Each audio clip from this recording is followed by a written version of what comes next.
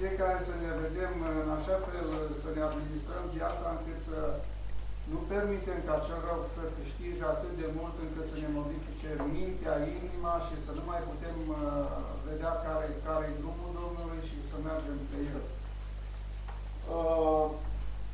Ce am observat eu și cred că este, în primul rând, pentru tineri un timp de mare pericol, este că este un timp în care valorile se dărâmă.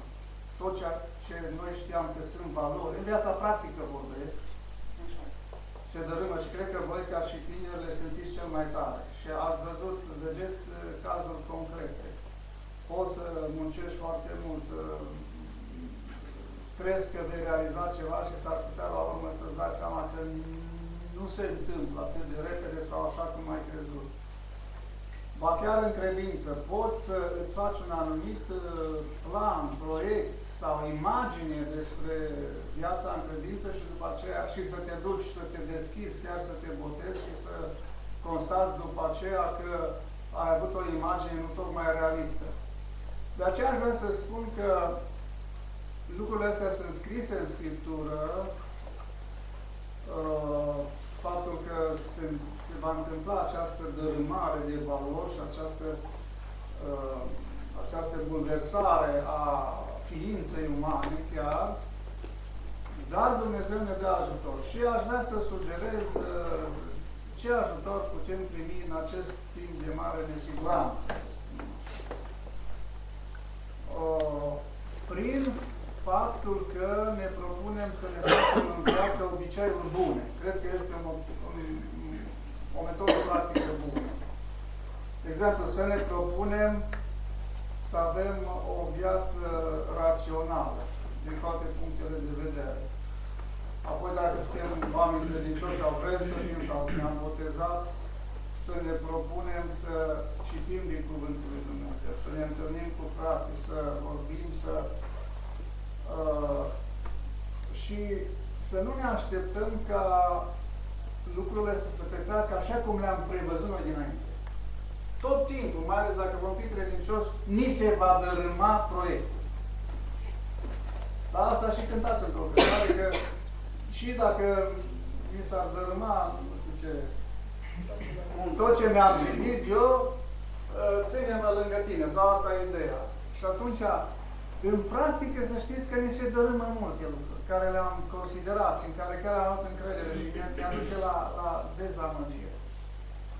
Dar, dacă ne analizăm din Cuvântul lui Dumnezeu, dacă mintea noastră prelucrează mereu și mereu informația aceasta anumită din Cuvântul lui Dumnezeu, o să observăm că ea este dincolo de litera respectivă, conține în ea un mesaj cifrat pentru noi, un mesaj care pătrunde în noi și ia viață în viața noastră. Așa că citirea Cuvântului Dumnezeu sau ascultarea de predici sau ascultarea sau vizionarea de lucruri care țin de realitate, nu de imaginații, și de mesajul lui Dumnezeu în special, am văzut că e foarte bun. După aceea,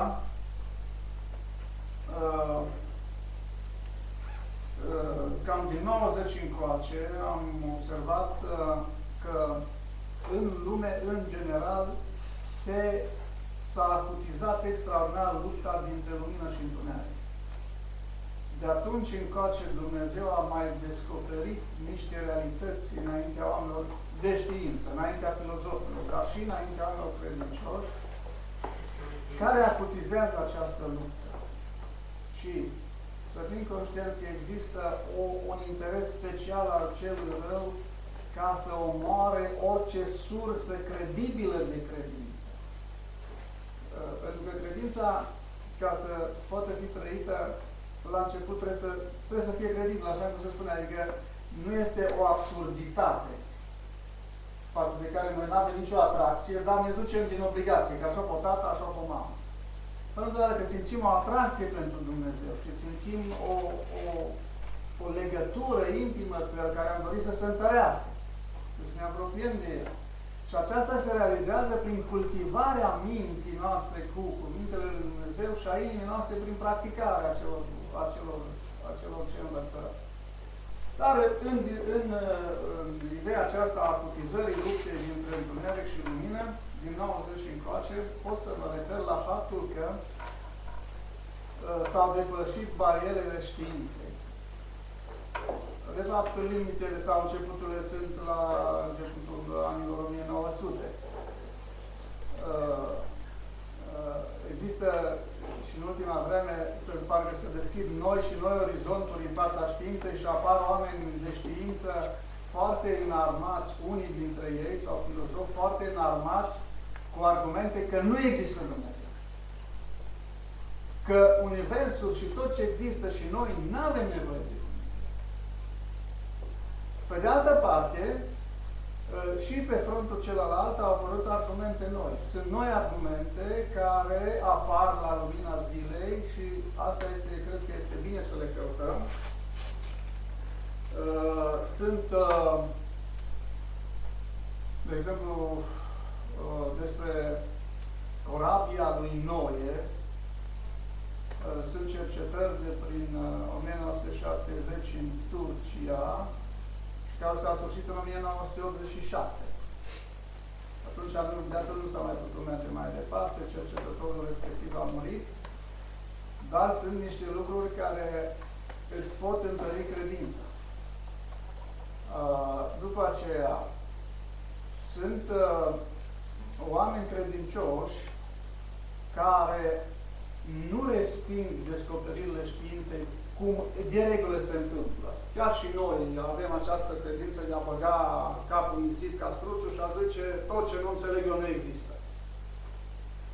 Dar sunt oameni credincioși sau din domeniul credinței care încearcă să accepte ceea ce se descoperă, ceea ce există ca realitate mai nou în viața noastră a tuturor. Uitați-vă la informatică, la internet, la ceea ce, cum ne modifică viața aceste lucruri.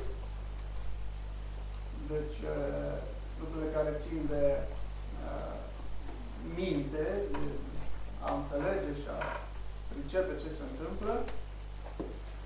Și nu este pur și simplu o soluție să nu le bagi în seamă. Și atunci sunt oameni care bagă în seamă lucrurile acestea. De exemplu, un nume care l-aș recomanda să vă uitați la el este Walter Wiet. Cu dublul Walter Wiet. Este un om de știință dintr-o familie de oameni credincioși, dar care a devenit prin studiile sale ateu în tinerețe. După care acum înțeleg că este creștin, este adventist, dacă nu așa. Acolo eu am găsit lucruri care m-au întărit în partea minții, să spunem, cu privire la istoria trecută a Pământului. Eu sunt geolog, cum știți, și tot timpul am învățat ceea ce știți și voi, că toate lucrurile în trecut s-au petrecut cum se petrec astăzi, așa încât le-a trebuit un timp enorm de mare ca să se întâmple. Ori omul ăsta, și nu numai el, v-am arătat acum câțiva ani ceva prezentat de Emil Silvestru, la Țănate. Da. Emil Silvestru a avut anul trecut un atac cerebral și este bolnav. Dar este folositor dacă vă uitați la Walter Wiet și să vedeți ce spune despre potop. Sunt lucruri credibile ce spune. Adică noi deja avem o problemă cu credința în momentul când avem foarte multe lucruri din știința lumească în cap. Și nu, toți, aproape toți avem facultate sau vrem să facem facultate. Și asta ne încurcă deja. Mintea începe să devină o piedică. Și atunci, un Walter Wiet ne poate ajuta. Ne mai poate ajuta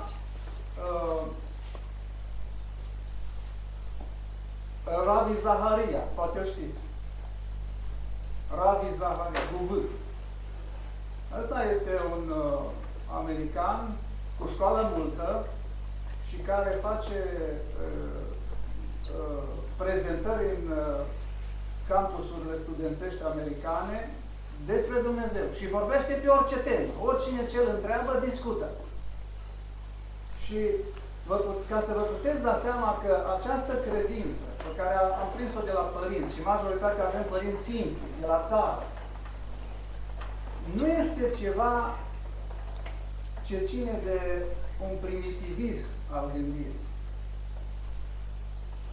ci dimpotrivă cuprinde toată știința acestei lumi și este mult mai mult decât știință. Dar nu se contrazice cu știința atât de violent cum ne-am putea închipui. Atâta timp cât știința, cum să spun, e destul de bine pusă la punct. Nu că n-are și ea greșeli de ei.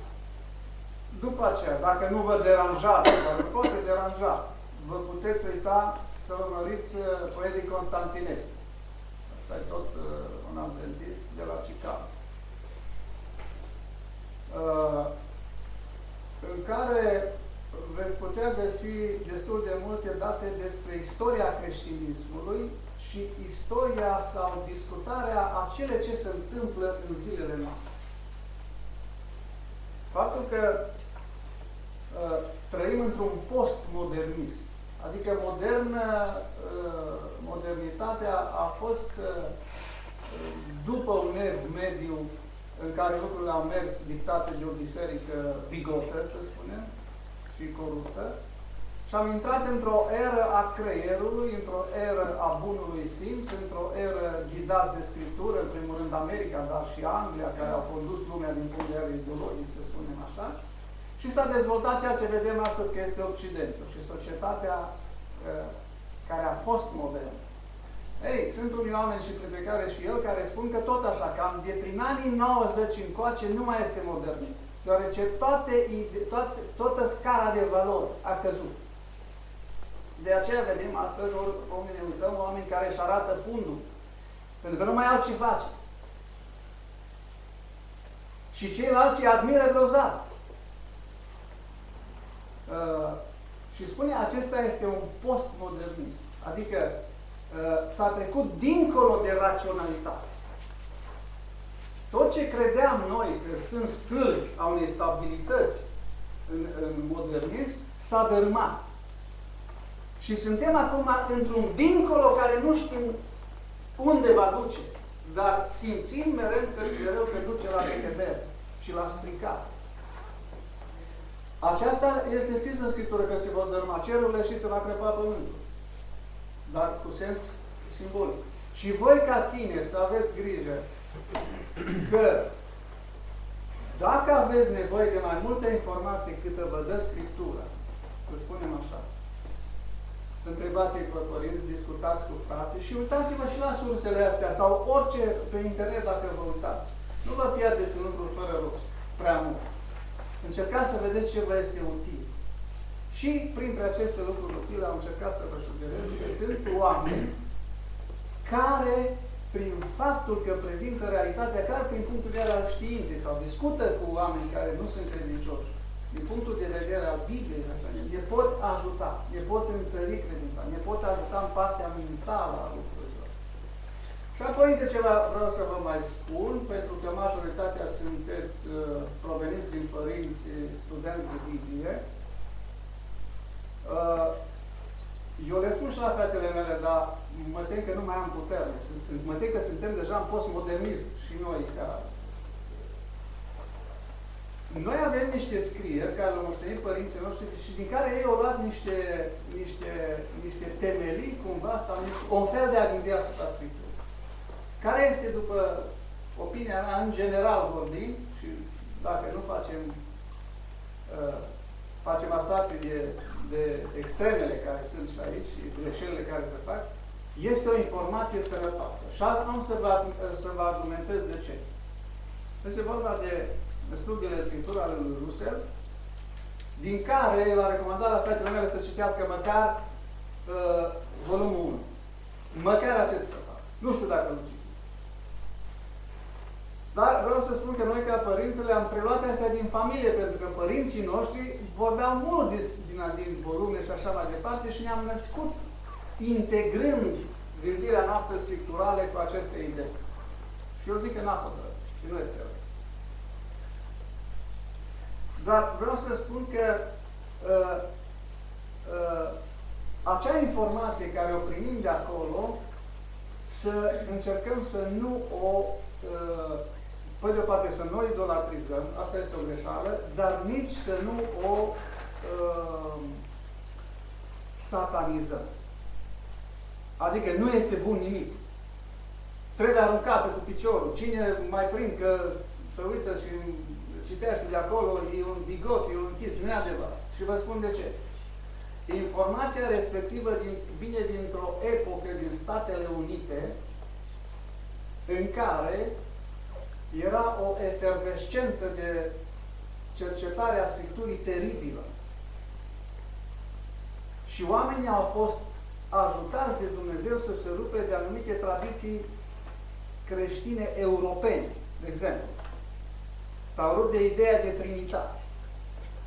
S-au rupt de ideea că omul are un suflet de muritor și că ăla se duce undeva și numai trupul moare, ceea ce este antiscriptural. S-au rupt de ideea falsă de chin veșnic. Faptul că, și aici vreau să vă spun ceva foarte important. Uitați-vă și la cântecele care le cântați. Multe dintre ele, sau unele dintre ele, vin din acest mediu în care se consideră că mântuirea astăzi este o scăpare și cine scapă astăzi, scapă. Cine nu scapă, gata, moare. Ceea ce este profund fals. Ei, oamenii aceia în America, în secolul XIX, de la 1800 și ceva, au scăpat și de erarea respectivă și și-au dat seama că ceea ce este mântuire astăzi este o mântuire specială. Cu un scop anumit, ca acești oameni care se mântuie astăzi să devină urmași ai Domnului, să constituie biserica sa, sunt o minoritate și că marea majoritate a lumii nu are astăzi pur și simplu, a zice, nu acces, dar nu valorifică accesul la mântuirea asta.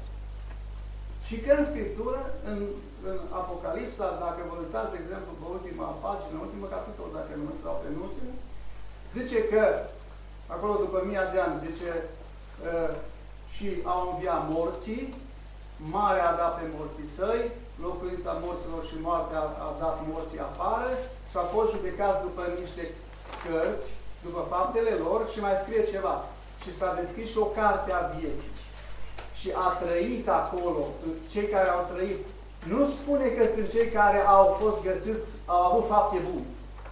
Cei care au avut fapte bune au trăit și cei care au avut fapte rele au murit. Așa cum este folclorul creștin, tradițional european. Ci spune că vor trăi cei care vor fi scriși în cartea vieții. Toate cuvinte, deși se pomenește și de faptele omului și așa, viața nu va fi dată de fapte, că nimeni nu-și poate câștiga viața prin fapte, ci dacă va fi scris în cartea vieții. Și cartea aceea vieții presupune din nou că numai datorită jertfei Domnului Iisus Hristos și în viitor oamenii care se vor scula din mormânt vor învia și vor putea să trăiască. Dar aceste erori europene în special au fost, cum să spun, dejucate sau descoperite de creștinii din America din acelui veac. Atunci s-a născut și adventismul, s-a născut studenții Biblie, s-a născut și alții. Sigur că apoi au făcut fiecare greșelile lor. Și adventiștii și-au făcut greșelile lor până în capăt și le mai fac. Și studenții Biblie și le fac pe lor. În sensul că se face un fel de tabără conservatoare, fundamentalistă, talibană de-a dreptul, care nu mai gândește Scriptura. Asta se întâmplă și la adventiști, și la studenți, și la oriunde. Dar asta scrie în Scriptură că se va întâmpla. Și așa vă îndemn, aveți la îndemână volumul 1. Măcar atât. Citiți-l cu încredere. Pentru că vă ajută ca să nu vă dezorientați. Eu vă simt pe unii dintre voi și mă tem că pe unii foarte apropiați de mine, că aveți o doză destul de mare de dezorientare. Nu este anormal în timpul acesta. Dar v-am sugerat că avem ajutoare de la Dumnezeu. Părine științifică, cum v-am spus. Sunt oameni de știință care vă ajută în credință. Walter Bier, poate sunt și alții. Părine teologică, un Edi Constantinescu, un Ravi Zaharia. Și orice predicator care l auziți sau îl vedeți, că citește din Scriptură, vă poate aduce un ajutor în credință.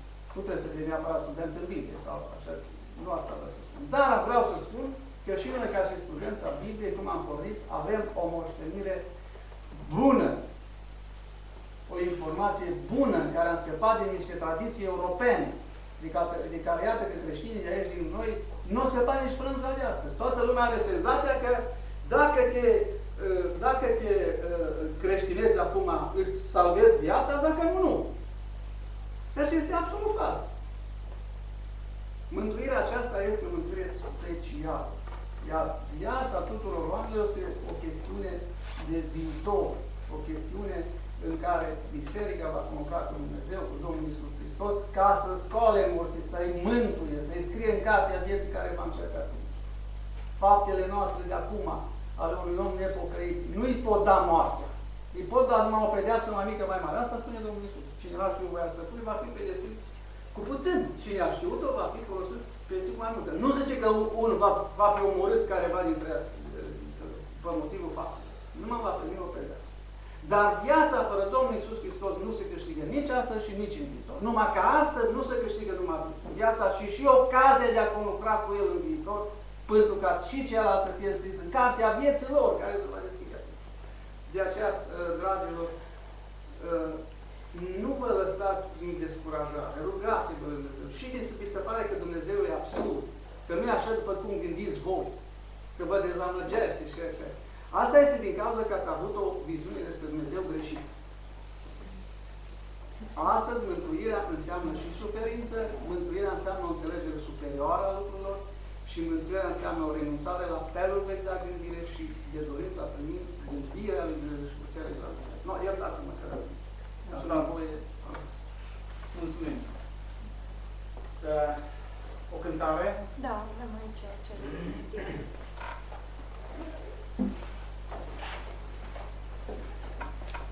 Și apoi de la Măt și Calibia. Cum? Și apoi de la Măt și Calibia.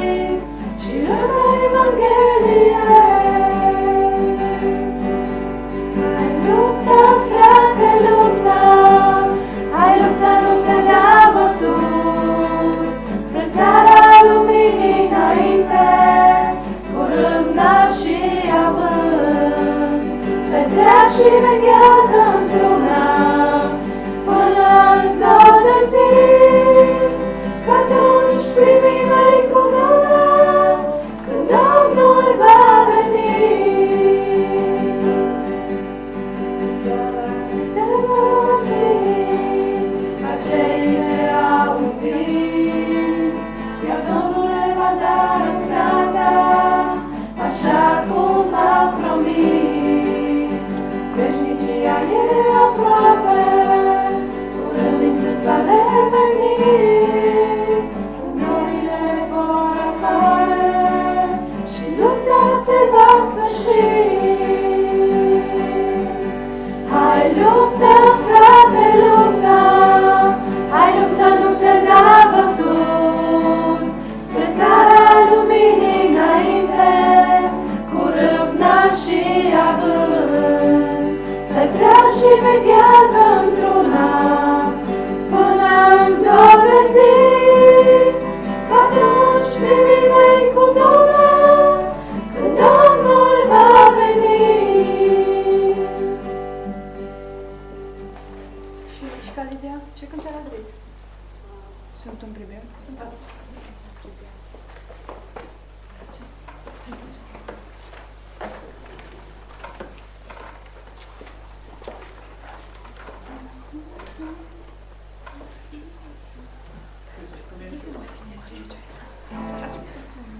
Nu ai, Rudi. Cum? Nu ai. Va cred că text.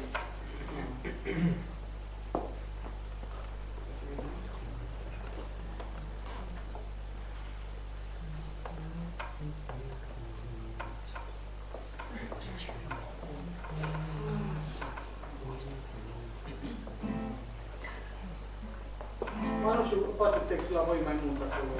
Da, 4 strofe. Cum? 4 strofe.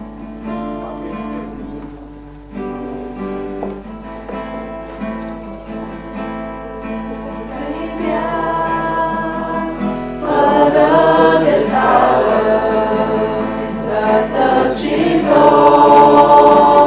prilung pustit, dar am în ceruri o pomară și țara mea e în veșnicie.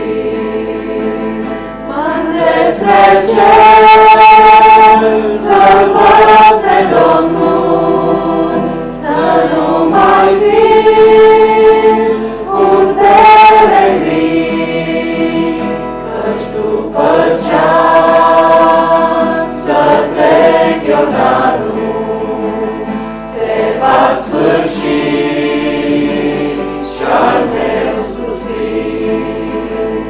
Voi lepăda a mea povară, elibera sub crucea mea. Nădejdea mea nu o să moară și voi intra în odihna sa. Mândre spre cer, să-L văd pe Domnul, să nu mai fiu un peregrin, căci după ce-am să trec Iordanul, se va sfârși și-al meu suspin. Tu vezi ce grea e înaintarea, mă lupt să miruiesc mereu. Un dor nespus mă cheamă acasă, e dorul după Dumnezeu. Mândre spre cer, să-L văd pe Domnul, să nu mai fiu un peregrin, căci după ce-am să trec Iordanul, se va sfârși și-al meu suspin. Voi parcurge calea vadă și voi ajunge al meu sfârșit. Primit voi fi cu bucurie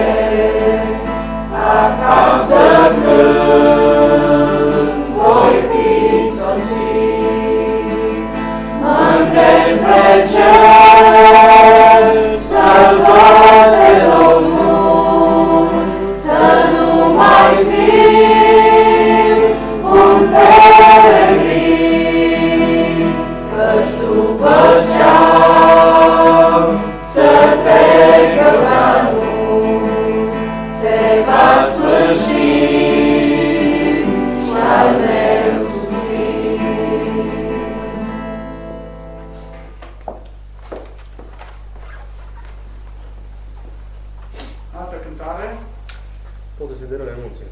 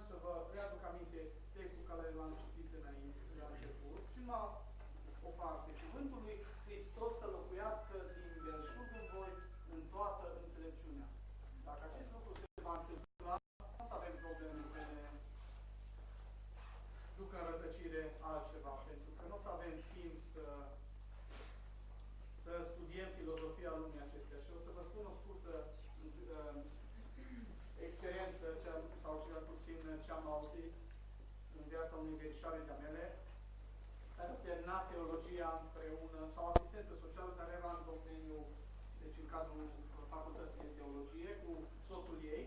Și la soțul ei îi plăcea foarte mult să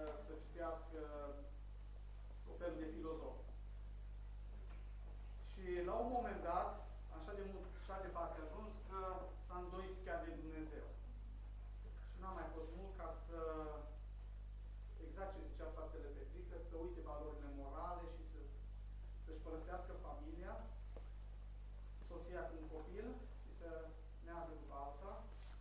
Și tot ce a învățat nu mai conta. Deci de-aia spun, e foarte periculos a adânci filozofiile lumii acestea, că s-ar putea să ne rătăcim. Dar dacă ne umplem mintea cu Cuvântul lui Dumnezeu, sigur ne vom rătăci. Și credeți-mă că nu avem niciodată timp suficient. Eu cel puțin niciodată n-am timp suficient să citesc Scriptura. Cât ar trebui să o studiez. Deci nu știu dacă voi aveți timp suficient să o adânciți.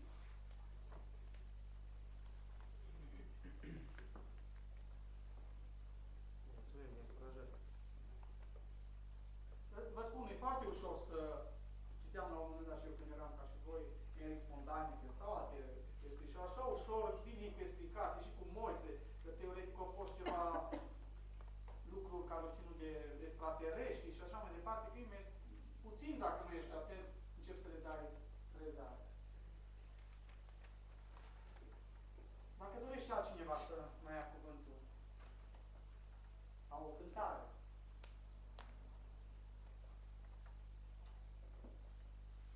da, nu-i crezi?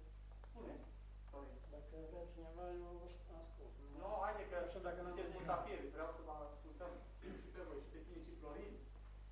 Și tinerii, dacă dorești, poți să întâlnim. Spune-mi, Sorin.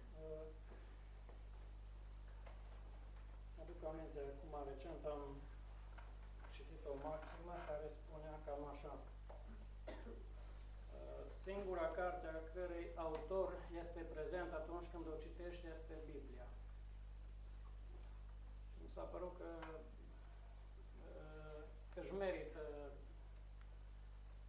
demnitatea de a sta între maxime. Deci orice am citit în această lume, autorul nu ne poate fi alături. Cei mai mulți zac în țărâna pământului. Au fost și niște gânditori la vremea lor. Probabil că au o anumită valoare scrierile lor, ceea ce nu poate să conteste nimeni dacă suntem obiectivi. Însă, așa cum am observat, deci, cel mai puternic ajutor, cea mai bună busolă a timpului în care noi ne aflăm și nu numai a timpului nostru, în care observăm o multitudine de posibile derapaje în viața noastră. Dacă ne gândim la tot felul de filozofii care, cum spunea Apostolul Pavel, nimeni să nu vă fure cu filozofia sau cu altceva de felul acesta.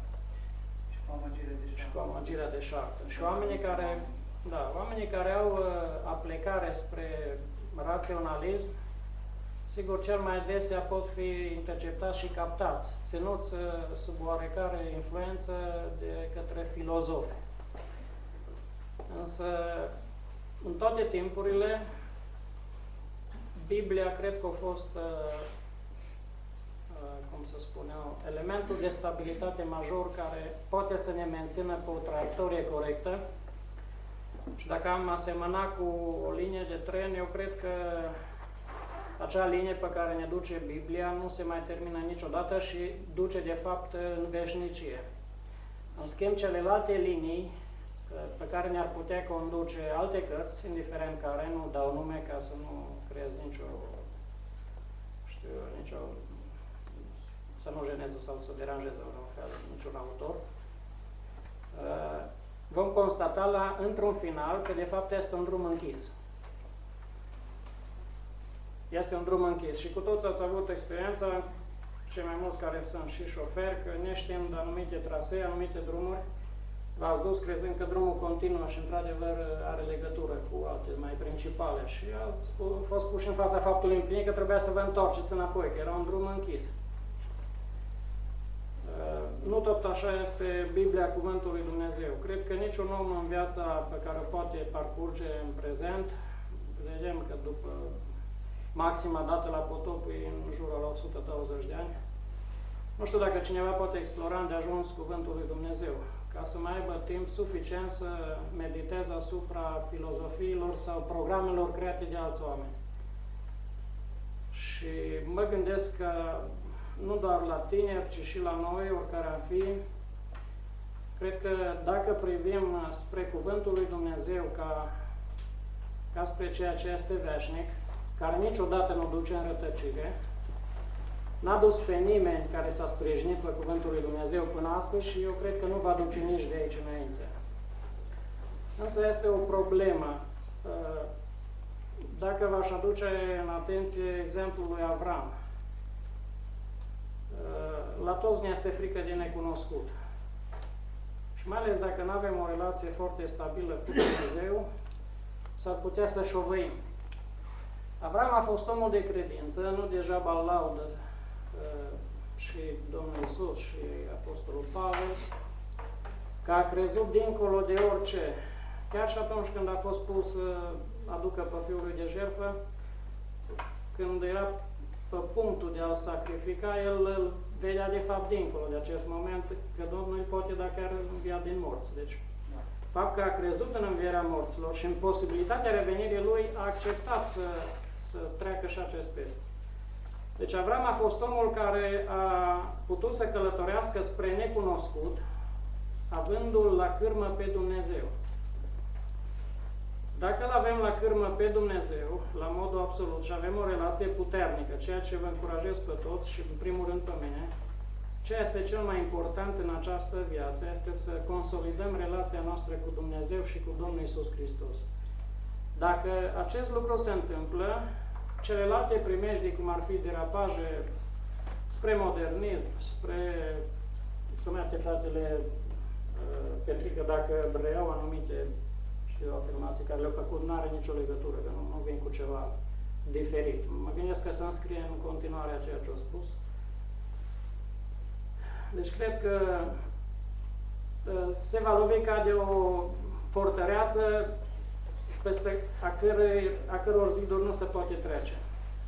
Deci o relație puternică cu Dumnezeu și o umblare cu Dumnezeu intimă reduce riscul de a, de a derapa în orice situație, de a ne rătăci, să spunem, într-o direcție sau alta, indiferent care ar fi influențele care vin asupra noastră. Și ceea ce ne dă certitudine și garanție că vom putea sta în picioare înaintea Fiului Omului, cum zice Scriptura, este tocmai a sta lângă cuvântul scris și veșnic al lui Dumnezeu.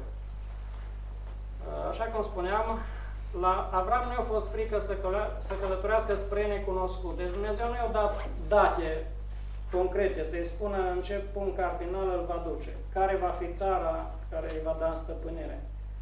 El a acceptat să părăsească tot ce a avut, inclusiv tradiția, și să călătorească spre o țară, spre un popor necunoscut de el până atunci, și să crede că Dumnezeu îl conduce la ceva mai bun decât are el. Și cred că aici ar trebui să ne prindem cu amândouă mâinile de Dumnezeu, știind că, dincolo de ceea ce ne putem oferi noi, prin ceea ce alegem, prin cultura pe care o alegem, să spunem o sectă sau alta pe care am putea o îmbrățișa, dincolo de toate acestea, Dumnezeu este cea mai mare moștenire a noastră. Și ea este moștenirea care ne-a căzut la sorți. Și atunci, dacă acceptăm pe Dumnezeu ca valoare și cuvântul Lui, eu cred că nu mai avem niciun pericol asupra noastră și putem să călătorim în siguranță spre necunoscut, prin credință, că de fapt ăsta e mersul prin credință. Că dacă avem datele pe hârtie, avem harta spre ceea ce cunoaștem, putem spune că aproape că umblăm prin vedere. Putem folosi GPS-ul, putem folosi hărți, putem folosi busole, etc. Și atunci știm unde mergem. Dar faptul de a umbla cu Dumnezeu, și tocmai aici cred că suntem puși la probă, suntem noi gata să umblăm cu Dumnezeu și să ne punem toată încrederea în El, fără ca noi să aducem obiecții, fără ca noi să aducem probe, că oare bine ne duce Dumnezeu?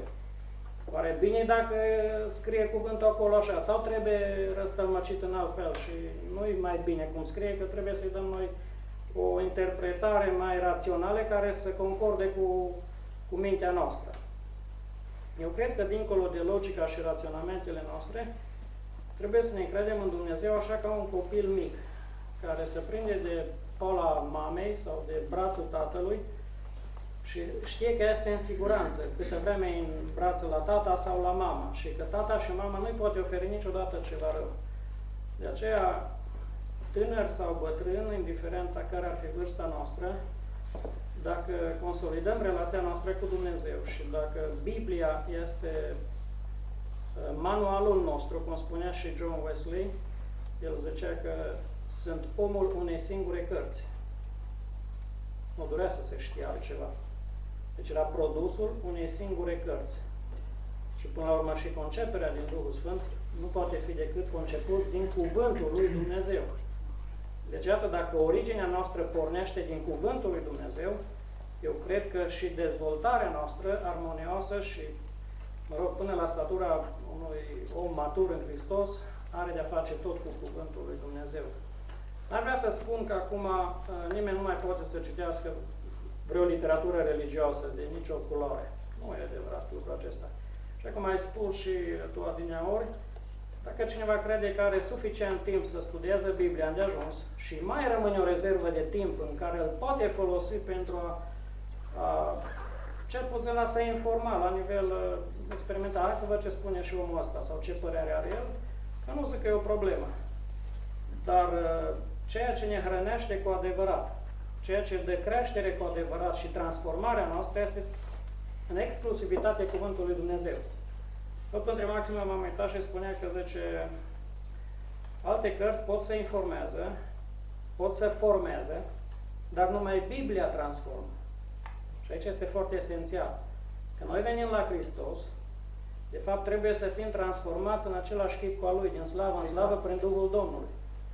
Și mă gândesc că în felul acesta pune accentul pe Scriptură în mod esențial, este un lucru foarte important și de căpetenie în viața noastră.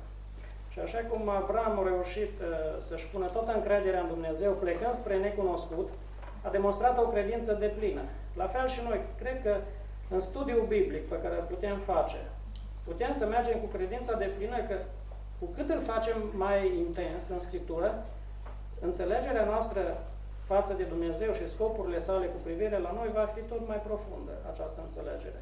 Și nimic nu poate să lumineze mai clar și să facă lumină în toate umbrele vieții noastre decât Cuvântul lui Dumnezeu, care poate să ofere răspuns la orice întrebare, la orice problemă care s-ar revi și în orice timp în care l-am fi trăit.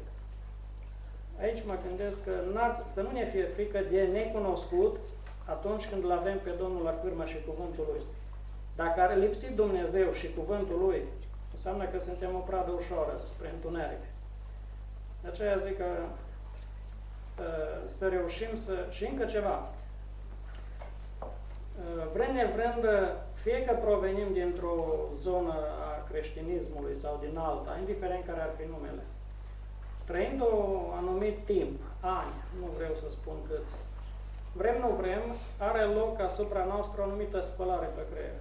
Sau să imprimă asupra minții noastre o anumită tradiție, cu care ne obișnuim, cu care ne se pare că e ok și nu prea are cusur. Că orice lucru care îl faci din obișnuință, face de la o vreme parte din natura ta și nu mai simți nevoia să-l pui la încercare, să vezi dacă e în regulă, dacă e după Cuvântul lui Dumnezeu. Ori cred că umblarea în adevărata lumina lui Dumnezeu trebuie să dăm la o parte orice tradiție, oricât de bună ne s-ar părea ea. Dacă tocmai chiar vrem să avem adevărul adevărat, mă rog, sau să avem cea mai bună cunoștință. Și, de fapt, cea mai bună cunoștință despre adevăr este atunci când îl urmăm pe Hristos. Deci nu putem spera că prin studierea unor cărți teologice am putea rezolva problema umblării cu Hristos. Cunoașterea lui Hristos pentru Apostolul Pavel a fost primordială. O dat totul pentru acest lucru. Și ai amintit frumos într-un subiect care nu de mult s-a consumat. Și Apostolul Pavel a spus că el e dispus să dea totul, ca să-L câștige pe Hristos. Și mai ales să experimentează alături de Hristos și urmele sale cunoașterea deplină a lui Hristos. Deci Hristos e arătat în Scriptură ca fiind toată bogăția lui Dumnezeu. În el s-a centralizat, Dumnezeu a centralizat toată înțelepciunea, toate comorile științei.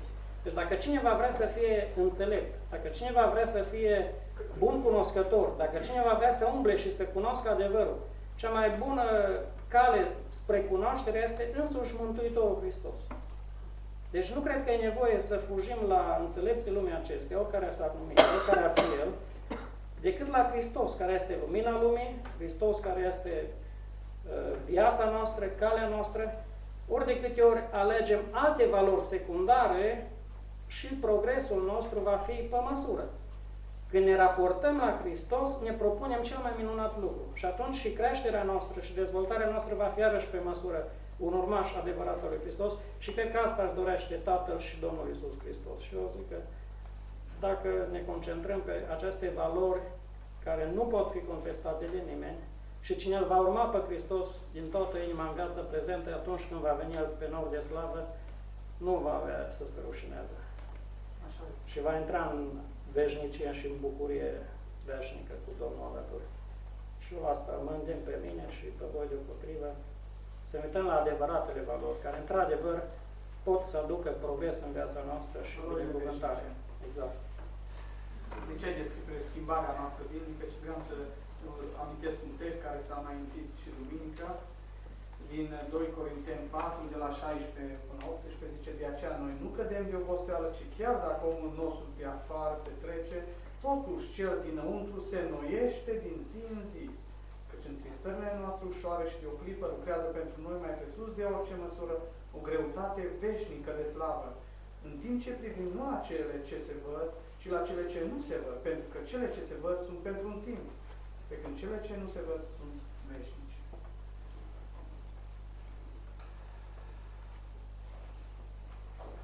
Cântăm și cântarea care zicea și Dani. Dacă mai aveți și alte cântări, să-mi spuneți.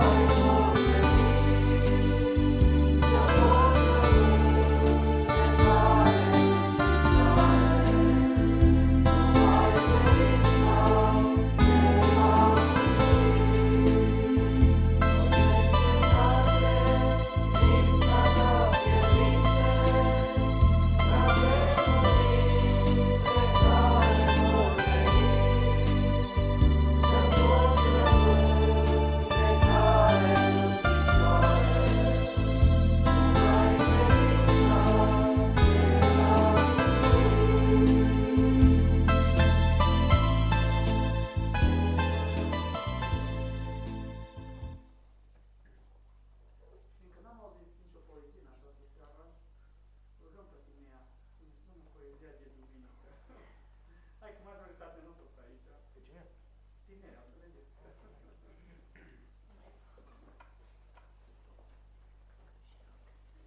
Poezie frumoasă.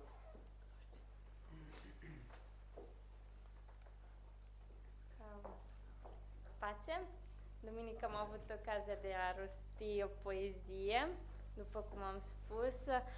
Este un fragment extras dintr-o carte pe care o citisem de recent, intitulată Femeia care mută munții, o carte care mi-a plăcut nespus de mult și vă recomand cu căldură. Și poezia este scurtă, dar chiar de o mare însemnătate și textul zice în felul următor.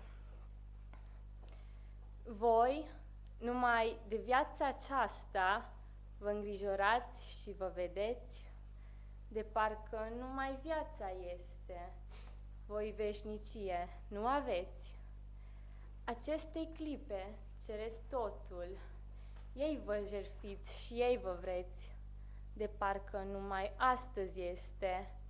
Voi veșnicie nu aveți. Doar trupul acesta vă robește, pe el puneți întregul preț, de parcă sunteți numai trupul, voi veșnicie nu aveți. Amin. Amin. Mulțumim.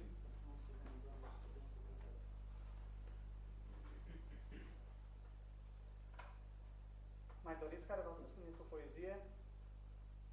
O cântare?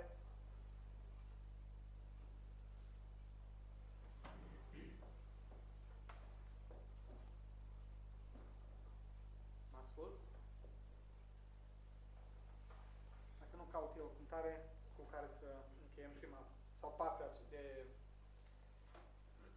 să zicem, prima parte, după care am zis că urmează masa și părtășia în mod liber, deci fiecare dorește să discute.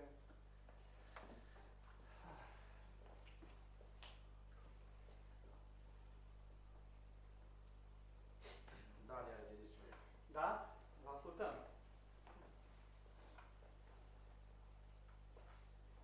Poți să zic și o poezie? Da, cum să nu? Poți să zic de aici? Poți și de acolo. Cum dorești? Câțiva de aici o mai știți, am mai citit-o, odată răzare. Eu am citit o carte veche, o carte fără de pereche. Deși prea mulți o umilesc, nimic ce fac nu o stăvilesc. În fine, nu vreau să insist pe un aspect așa de trist. În schimb, aș vrea să vă provoc să ne uităm la ea pe loc. Deci, văd în carte, la început, nimic cu sens totul tăcut, căci până vocea a poruncit, lumină nici n-a strălucit. Din prima mie mi se pare, lumina joacă un rol mare, căci omul cel știm din lut n-a fost primul apărut. Dar în lumină mult n-am stat, în întuneric ne-am lăsat, apoi, în loc de a sa căldură, în lume apare numai ură. Pe alocuri mai vedem o rază, speranță spre o nouă fază. Se încearcă printr-un sacrificiu să se ridice un edificiu. Regulile erau grele, oameni cu fapte rele. Și când ei nu s-au supus, a venit un nou apus. Mai apoi ceva ciudat, ceva chiar neașteptat. O dovadă de iubire din a Tatălui mărire. O lumină în umbră jos, pentru noi a fost Hristos. Însă omul zăpăcit pe Hristos l-a răstignit. Am rămas în umbră o vreme, multe feluri de a ne teme. Însă cartea ne mai spune încă lucruri și mai bune. Că lumina nu s-a stins, că de fapt ea s-a aprins. Și pentru cel credincios nu-i vreo umbră aici jos. Mai vedem la răsărit, când planul va fi sfârșit, vom fi curați de orice tină și în jur numai lumină. Amin. E scrisă de el. Cum? El a Scrisă compus-o, de el, da? poezia. Are talent.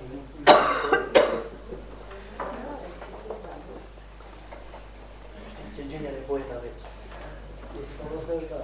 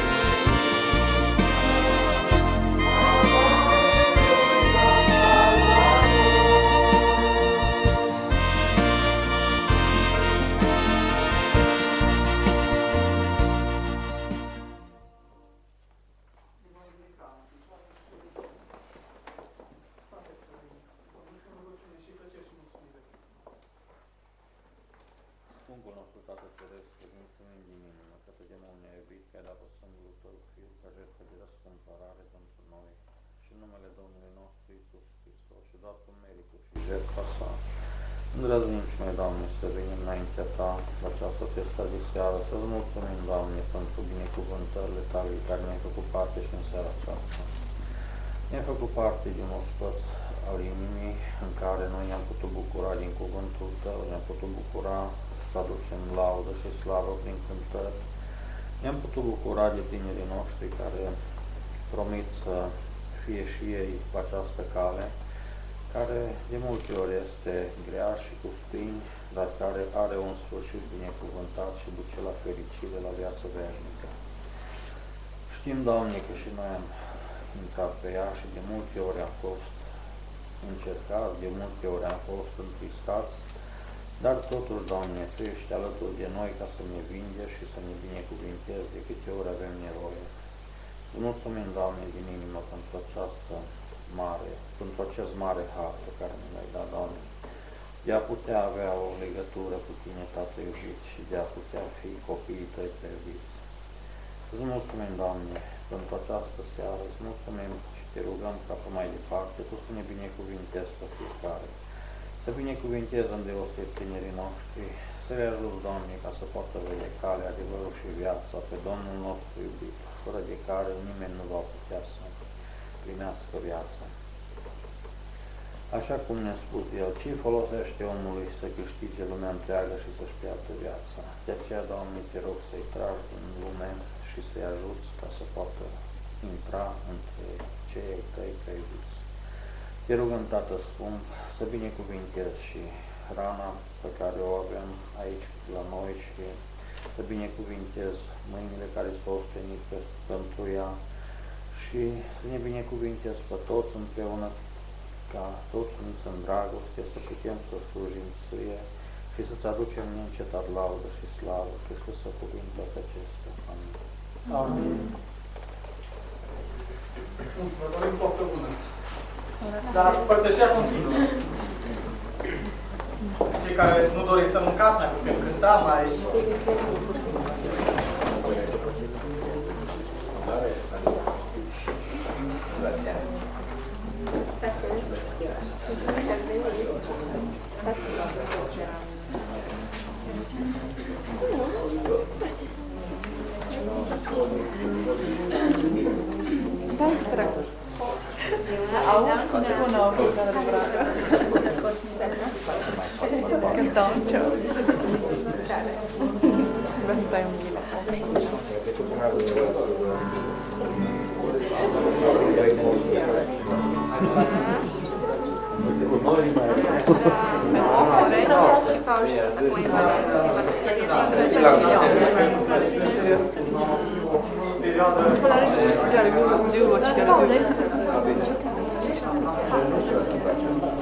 T'as la fait?